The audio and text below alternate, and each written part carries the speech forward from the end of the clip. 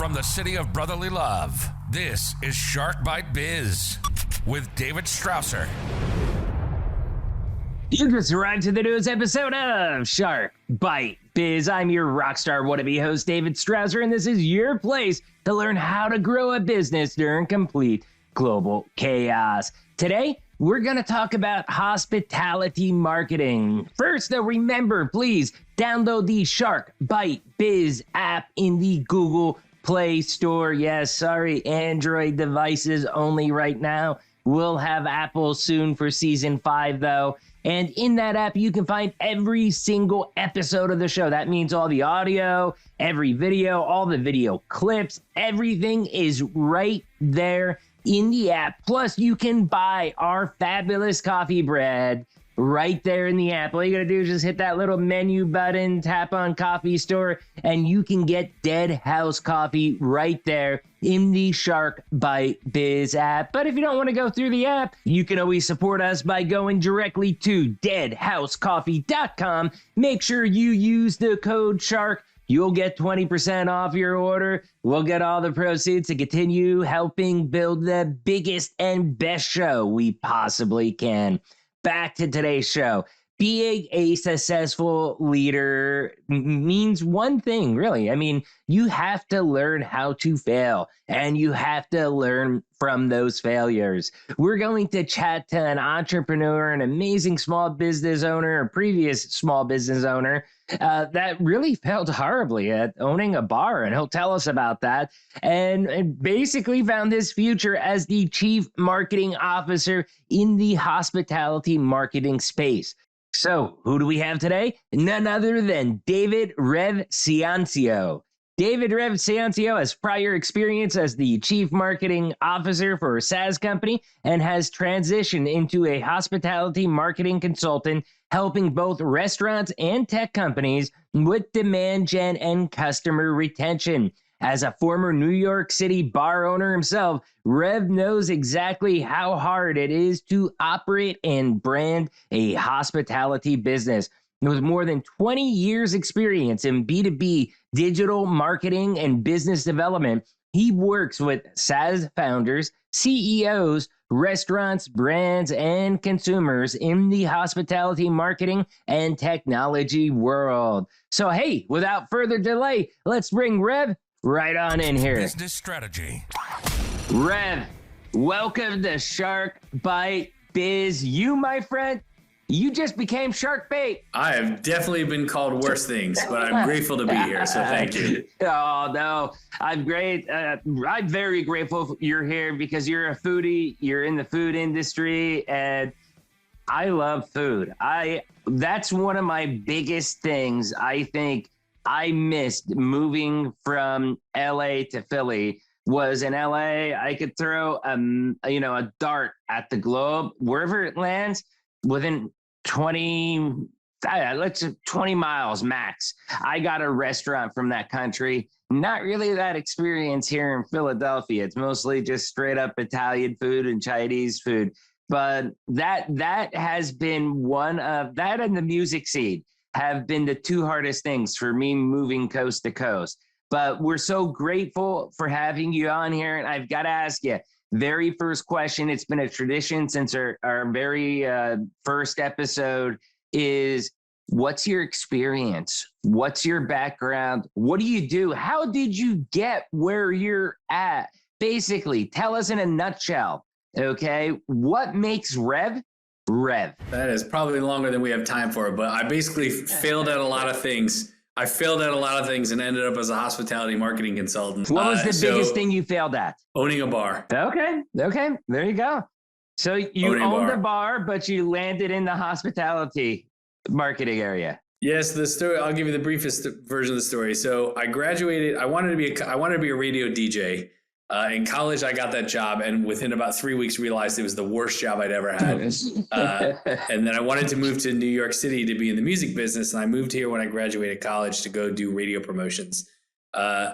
Quickly, me and a couple friends started our own agency. I did that for a couple of years, and then woke up one day and I was like, "Oh my God, I hate musicians! I want out of this business immediately." And I closed my agency in New York City. And at the time, me and some friends had bought bought a bar, which was a lifelong dream of mine. And even though we failed horribly at operators, and still 6 years after that bar's closed, I still owe debt on it. In fact, I got a reminder last night that I owe debt. Are you still friends with the people you own that bar with? Yes and no. Yes and no. Okay. Because sometimes that goes down bad.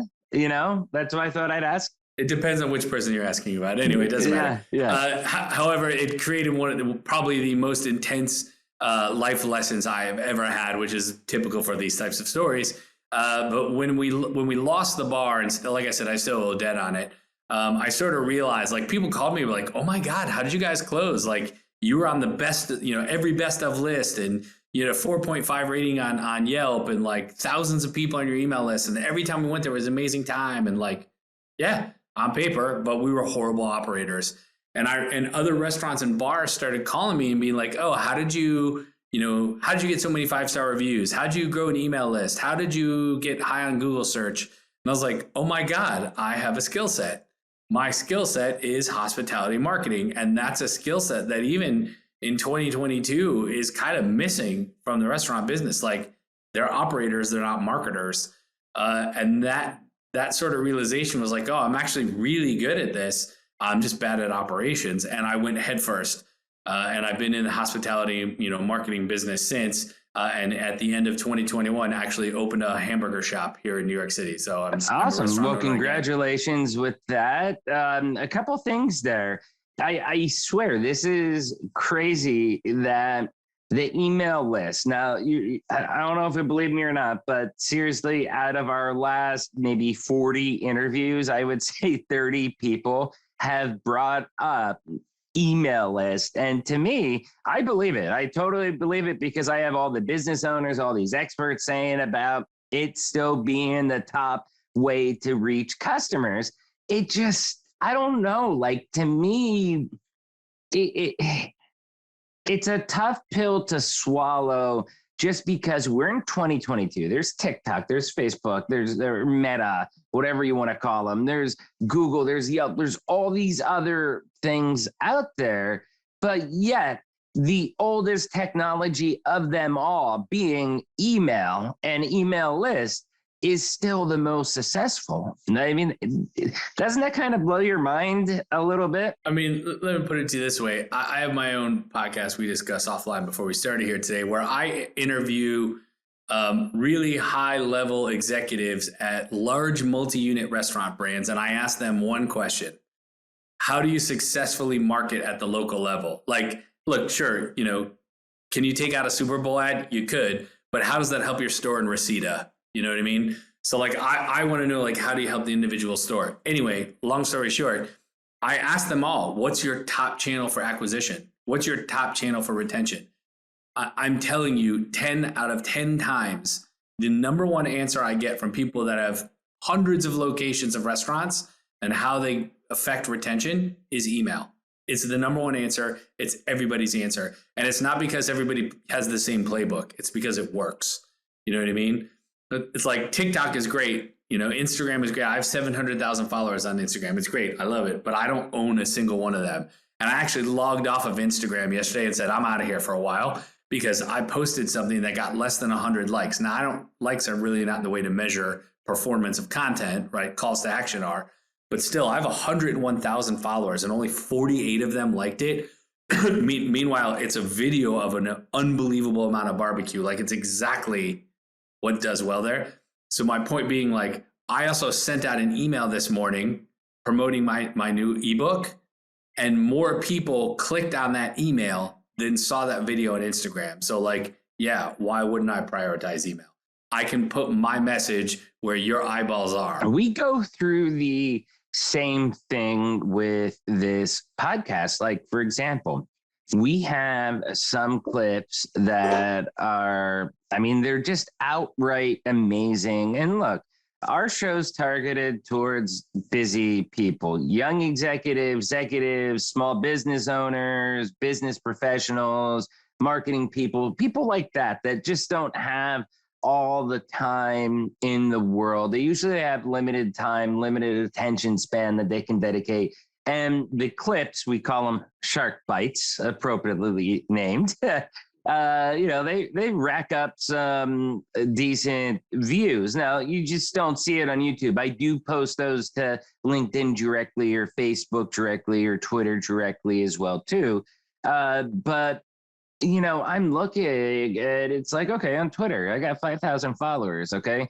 Why the heck is this video only getting like 9 views? I mean, it's an incredible piece of information that and the same thing will happen on Facebook.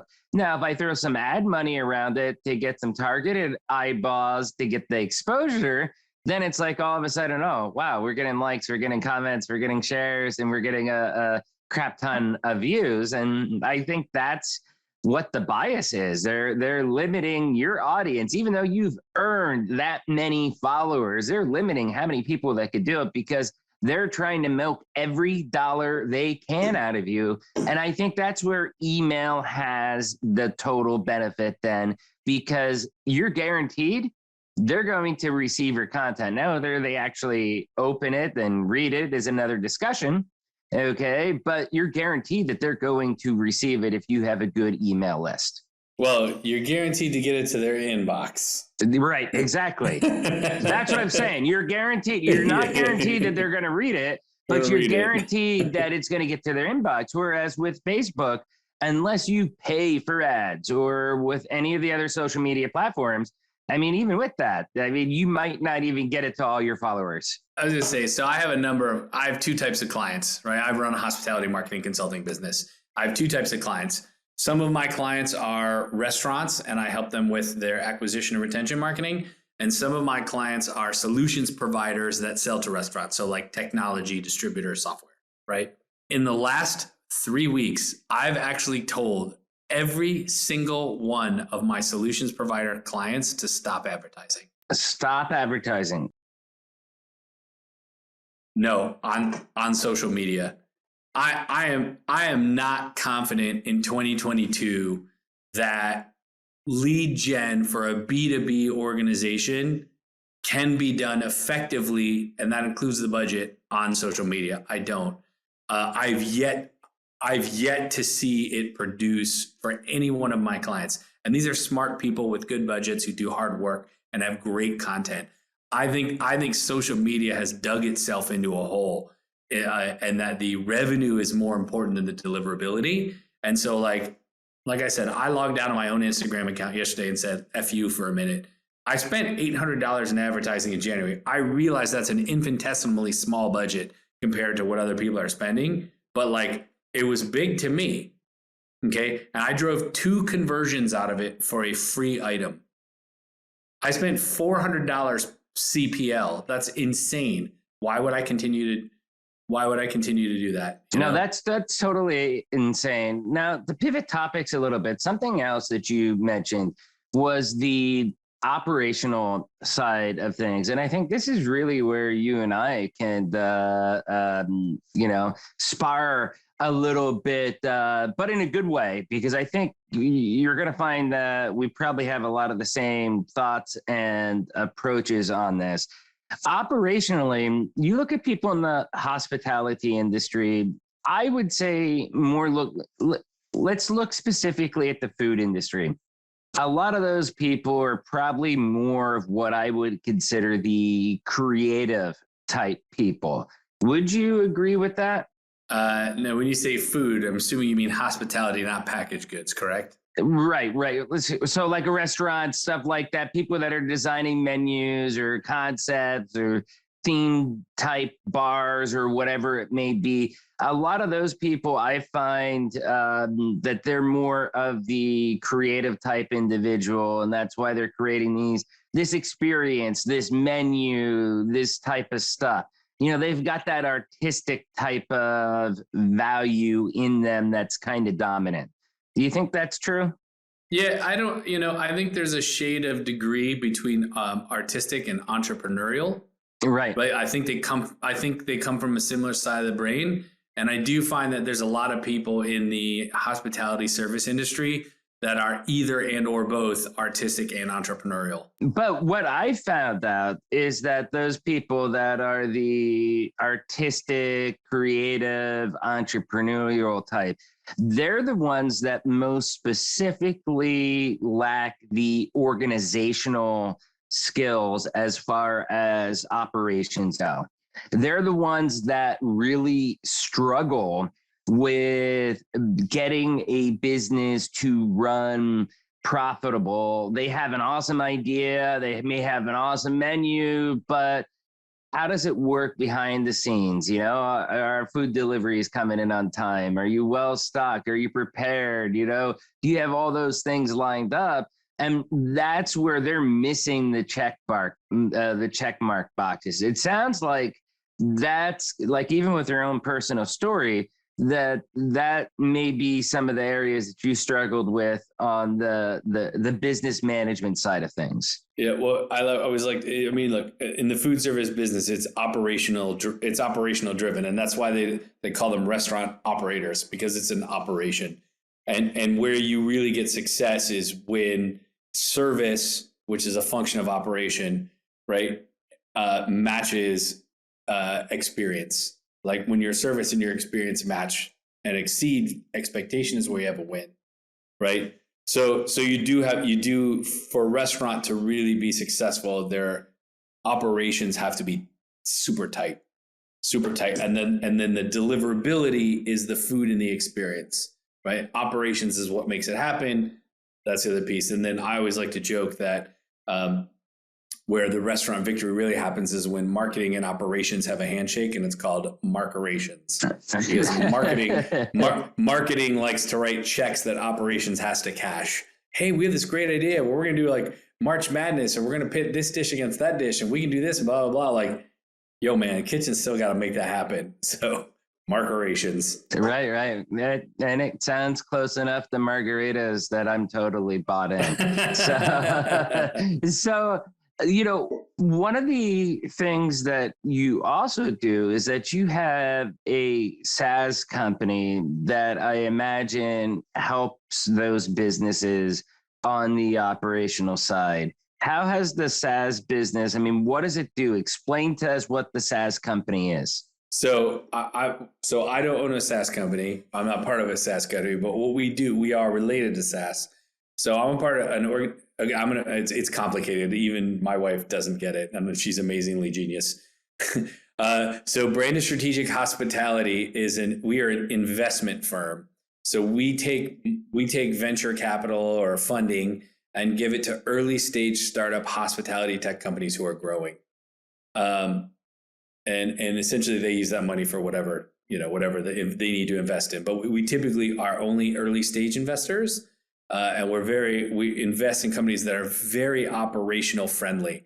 Like they're either owned by somebody who was in the restaurant business or somebody who has close relation, because we want to invest in tech that actually helps operators to go faster. So that's what the firm does. My piece of the business, I run the acceleration piece. So, you know, my investors who are the next room over here, the investor team, Jimmy and Shatsy, they will get capital and give it to a early stage startup SaaS company. And then when they want their sales to go faster, they call me and I help them with demand generation and content marketing and stuff like that. Okay. So how are you then doing the demand generation for tech companies? I mean, because I assume you're not using the same email list that you're using for the restaurants, right? I mean, I have a fortunate position, right? I have two sort of backgrounds. Like I said, I used to be an operator, so I know what it's like to run a restaurant. And when I left that restaurant, I realized I had the skill set to go help restaurants with their marketing. I went into SaaS. I've been doing marketing for software companies for years. You know, my last job, I was the chief marketing officer for a SaaS company that helped restaurants manage their menus online. So I have the experience of running a restaurant and owning a restaurant, and I have the experience of selling software. So I have the mindset for both. So it's easy for me to help somebody who sells software to a restaurant because I know exactly how the restaurant thinks and operates, right? And it's easy for me to help a restaurant with marketing because I have a deep understanding of the tools and their capabilities. And because I have these ties with Branded, we sort of have best in class tools here. So I'm also tied at the tool level to know what are the best practices for that tool. And I can then go to the restaurant and be like, listen, you need this tool, and here's how to use it more effectively than anybody else. Okay. That makes a little bit more sense because, I'm looking at the intro, your bio here that I got for you, and very first sentence is that you're the chief marketing officer for a SaaS company. And then I got kind of thrown off there a little bit with your answer, but I think it all makes sense to me now how exactly, you're working, you're operating. And for me personally, I mean, I don't know if you know this, but my day job, what I do is SaaS software itself. I'm more with ERP or the accounting solutions for small businesses and that type of stuff. So what I've learned throughout this is that, helping businesses being able to do things like MRP, to predict when they need material, supplies, stuff like that, automating their business processes. It really takes a lot of that burden off the businesses of having to try to, having someone fill out a mundane spreadsheet or try to figure out something with pen and paper. And it just automates all that stuff, allowing them to do activities that instead will be profit driving activities, which benefits the business a lot more. Yes. Agreed. Understood. You see, told you we'd agree. Now, jumping back into the marketing, segment of it, there's two parts of marketing that I want you to dig a little bit deeper in for us. The first one is content marketing. And then the second one, I kind of got a feel of how you're going to answer this based off what you just said with Instagram, but the influencer marketing. Can you give us some details around both of those two different segments? For restaurants or for technology, or just in general? I'd say in general, with both sides of the business that you handle, give us high level scoop on both of them if you could. Well, I mean, look, I think sales for any business is hard. I don't care if you sell, paper, tacos, software, or Teslas, right? It's sale, new guests or new customer acquisition is hard. And we all have the internet, every one of us, and every one of us uses it. And even if you were to call me and be like, Rev, I had the most amazing Italian dinner the other day. The chicken parm was divine. The service was incredible. The wine list was impeccable. This, ask for Salvatore's. Like, even if you give me the most glowing review ever, I still go to Google and look up what other people are saying. You know what I mean? And even trust but verify, right? And the same thing with like software sales. So like if I call, if I'm on the phone with the restaurant, I'd be like, listen, you got to use Ovation because it's the greatest, customer feedback platform you can get and best text marketing, blah, blah, blah, whatever. Okay. First of all, I'm an influencer, so that person trusts me, but they're going to go to Ovation's website and they're going to read a case study and they're going to go see on Capterra what people are like. It is built into us now that there is social proof available online. You just hit on a gold mine right there. Okay. You just said you yourself, when you're pitching that product, I think you said it was Ovation, was it? Yes. Okay. If you're telling them like, hey, go get Ovation, you're being an influencer right then and there to market that product. And I don't think many people think of themselves kind of in that degree. When you hear the word influencer, you're thinking of somebody famous or some model or whatever it is pushing a product down somebody's throat. But in the days of personal branding and how everybody is kind of their own brand, I mean, you are actually doing influencer marketing yourself when you're pitching something to somebody else. Yeah, I like to joke when I talk to restaurants because we do have this warped perception that influencer means Kardashian. Right. right? Like that's like oh yeah, influencers like the Kardashians, like yeah, or the person in my town that has 100,000 followers that does whatever. Yeah, okay, that's an influencer. But from a restaurant's perspective, you know who else is influencer? The high school principal, right? The fire chief, the person that owns the nail salon next door.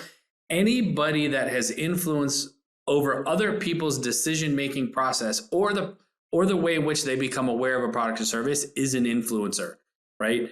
And so like, my wife, right? She is not an influencer by the Kardashian stretch of the imagination.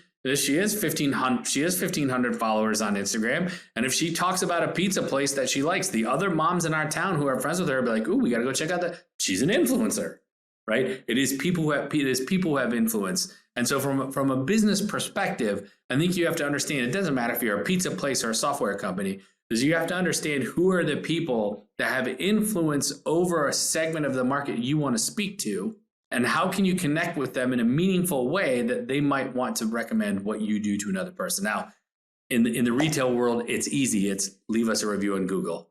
Definitely. So I think we have time for about one more question here. And I love this, the moment that I saw it, because as we talked earlier, we're both foodies. So drool-worthy food.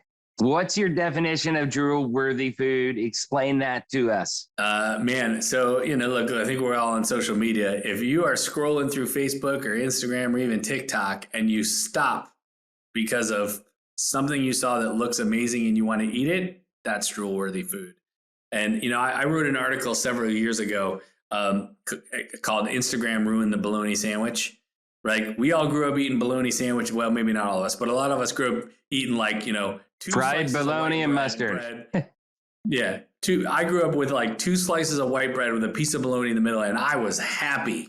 You know what I mean? And then the internet comes along and Instagram, and now like the bologna sandwich has got to have 10 stacks of bologna and cheese perfectly squared between each one, and fried pickles and potato chips in it and blah, blah, blah. And like that like crave-worthy, drool-worthy, amazing-looking, visually exciting, your eyes eat first type of presentation has made it impossible for us to enjoy a bologna sandwich. Oh, yeah, definitely. I mean, I've talked about trying to get my kids like, hey, why don't we get you a bologna sandwich? Something I used to eat when I was a kid.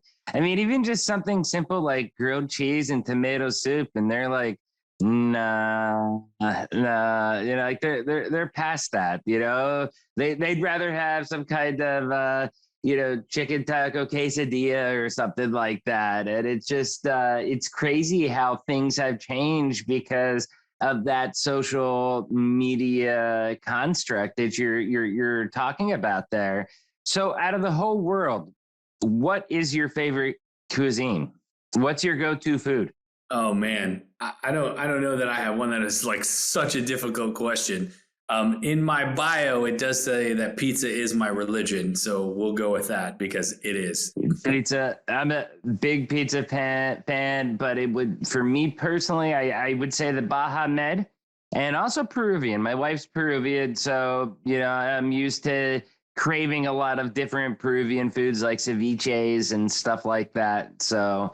But hey, Rev, this has been great. This has been a fun conversation. I think you gave us a great insight. You gave us a couple cool concepts for everybody to think about. I've got to ask you, I know you have a brand new book that's out that was just published today. How can people digitally stalk you online, and where can they find your book? God bless. So the easiest way to find me is my name, which is not that easy, but it's Rev Ciancio. I am REVCIANCIO on every platform: TikTok, LinkedIn, Instagram, Facebook, Twitter. I'm Rev Ciancio. That's the easiest way to find me. You can also Google expert burger taster. I should be the top 7 image results. And then I did release a book today called TikTok for Restaurants: What You Need to Know. It is a base level strategy guide for restaurants who are trying to figure out what their TikTok strategy is, how to get started, and what kind of content works. It's a 20-page book that you can download restaurantsgrow.com/TikTok. That's awesome. Dude, send me a DM, send me an email. I answer everything. So awesome. I will definitely creep into your DMs, especially when this episode's about to air. But hey, Rev, thank you so much for coming on. It's been fun. I hope you enjoyed yourself. And definitely, we'd love to get you back some point next year. awesome. Thank you very much. I'm super grateful. Hey, cheers. Wow, that was such an incredible interview with Rev, wasn't it? First, you all know the routine. If you found this interview helpful, if it gave you the warm and fuzzies, please do me a favor, hit that like button, smash that subscribe button. But if you really want to help us out, because you know Shark Bite Biz is the greatest kept secret in the world of small business, please share us out to your network, your friends, your colleagues, your family, anywhere you dwell on the interwebs, whether it's Minds, Facebook, Twitter, LinkedIn, Twitter. I mean, thinking about that with Elon Musk, holy cow, that's a game changer. What, 9.2% share, biggest shareholder. Now he's on the board of directors. That's a crazy story right there. But anyways, share us out on Twitter. I would love to see nothing more than Rev out there trending with Shark Bite Biz. Now let's get back to our rock star guest of Mr. Dave Rev Ciancio. That was a real incredible story, and I love hearing people talk about this type of stuff. You know, I did feel a little bit bad in the beginning because I hit him right out of the gate there where he said that he had failures, and I kind of called him out like, okay, what was your biggest failure? And he gave us an honest answer, and that was pretty cool and very humble of him because as humans, we don't always like to admit when we make mistakes. I mean, that's true with me. That's true with everybody. I've made mistakes. I make mistakes often, ask my boss, but it's learning experiences. And until you've kind of been there and have gone through a situation, you don't always know how to do it. And you don't always do it right. And that's where, you know, I think with his failure, like he was saying about with him in the bar, you know, it's failures like that that really build character. It gave him the insight to know what he wasn't good at, but it also allowed him to discover some stuff that he is really good at, like helping the restaurant and hospitality business break through and actually build a brand to drive lead generation, to drive traffic through the door. You could tell just by talking with Dave that he has that passion, that it's something that he really loves and he craves. And he seems to me like when he hears a success story of him helping a company get more business, he gets goosebumps, just kind of like whenever me or one of my sales reps makes a sale, I get goosebumps to this day. Doesn't matter if it's a small rinky-dinky sale or a big giant multi-million-dollar sale, I get goosebumps, you know. And I think something important here that I wanted to kind of talk about that's on topic as well too is that even old school, okay, and I guess I'll say old school with quotes, but old school industries like food goes back, what, a couple millennia? I mean, people have been eating out or getting food from other places probably forever. Probably one of the first major industries that there were outside of like basic trade and farming and stuff like that. But even with the food industry, you have to modernize. You have to embrace tech at this point. There is no way around it, especially during this pandemic. They, meaning the food hospitality industry, really, really suffered. Most restaurants, you know, they're competing against ghost kitchens. I mean, look at Mr. Beast, okay?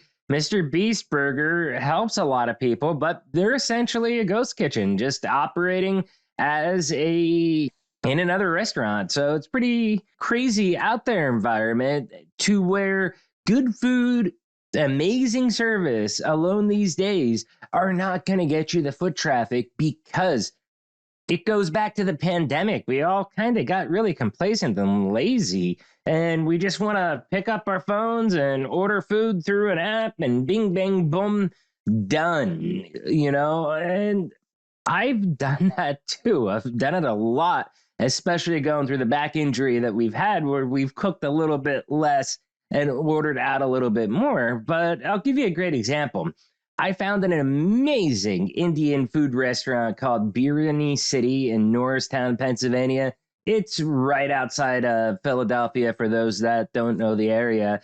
But because of their amazing use of technology to promote their product, to promote their brand, I found them. And hey, I'll be the first to tell you, I'm not an Indian food aficionado, so I have no idea what a double ka meatha was. But having professional pictures of it to where I could see with an accurate description, oh, okay, that's what this looks like. That's what this is. It gave me an idea of what to expect. Now, anybody can make a pretty stock photo. It's not that hard. Even amateurs can do that. But what I kind of felt that took it to the next level, and it's cool because you can see in like Uber Eats app and probably some of the other apps too. I mostly use Uber Eats because I get free credits with my Amex Platinum card. So they give us, I don't know, what is it, like $20 a month or whatever. But anyways, I mostly use Uber Eats, and it's kind of cool because you can see in the Uber Eats app that people post pictures of those actual plates, of those actual foods. Now, I didn't find this restaurant in Uber Eats. I actually searched Google, like, hey, I want some Indian food. It's been a while since I've had Indian food, okay?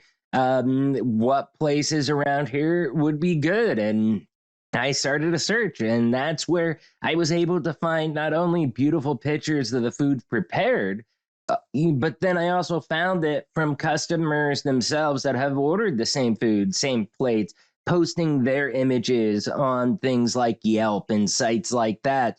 And I got to tell you, seeing those non-stock photos of the food, it gave me those warm and fuzzies in what I was ordering. I had confidence. And I really felt like it was the real deal, that it was going to be high quality, amazing food. And again, yeah, it was going to be more expensive than if we order the pizza, but because of how they embrace their brand management, because of how they embrace technology to show people what their food looks like, to show people the quality, why it's worth that extra couple bucks. I really had the confidence before we made the order. It was like, okay, I'll drop this on the food. It looks good. And guess what? It was excellent. I think there may have been like one thing nobody liked, but it was because we didn't, it wasn't our personal taste. It was still really high quality food. And, I think going back to our amazing guest with Rev, embracing technology and making it easier for customers to order your food, to get it to their door, especially when we're in this wishy-washy thing where some people don't want to go out as much because of the pandemic and stuff like that. Embracing technology really helps get the orders through. It pushes business through to your company. And I felt like in my book, this Indian restaurant, for example, they got a blue check mark. I mean, it was that simple. We've ordered from them multiple times now just because of the amazing experience. And each time, perfectly packed, perfectly delivered, perfectly served, great portion sizes. And that is something that somebody like Rev is able to do with your food, with your restaurant, with your hospitality business, to be able to help you achieve that level of brand awareness, that level of success, so that when somebody is looking for something that is your niche, they're able to find you. You're able to give them the warm and fuzzies. So anyways, really awesome stuff, Rev. Thank you so much for coming on and sharing your story and really helping make a difference in your industry because, like I said earlier, so many food and hospitality businesses have suffered and technology has evolved so much for them over the past 2-3 years. having an expert like you in there that's able to really save the day is incredible. Love it. Please make sure you check out his sites. We're going to have links down below in the description. Also, I'm sorry, I've got to do this, but I promised my daughter, I've been getting asked every week this season to shout out her YouTube channel. So if you have any kids, if they like Roblox and stuff like that, please have them check out her channel. It is Love X Kira, okay? LUVXKIRA. It's a kids channel. It's meant for kids. It's clean stuff. It's Roblox videos. Have your kids send them to it. Thank you very much. I appreciate it from the bottom of my heart. Question of the day. How was the last time you found a new place to eat? And how about you give them a shout out down below in the comment section? Do you want to be on the show? Please shoot out an email, interviews@sharkbitebiz.com. If you're watching on YouTube, please don't forget to hit that little join button. Okay, for $3 a month, you can become a baby shark and support the channel. Or you can head right on over to deadhousecoffee.com. Use code SHARK. You're going to get the freshest coffee known on earth delivered to your doorstep. And if you use code SHARK, you'll get 20% off of your order. We'll get all the proceeds to be able to help us continue growing this platform. I'm David Strausser. This is Shark Bite Biz. We'll see you all next episode. Cheers.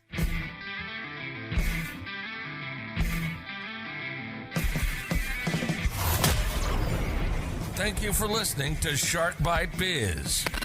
We hope you got some insightful info from this podcast. Be sure to subscribe to us through your favorite podcast app and visit us on the web at www.sharkbitebiz.com. How has business changed for you in the 20s? Email us at podcast@sharkbitebiz.com so you can join us and share your story.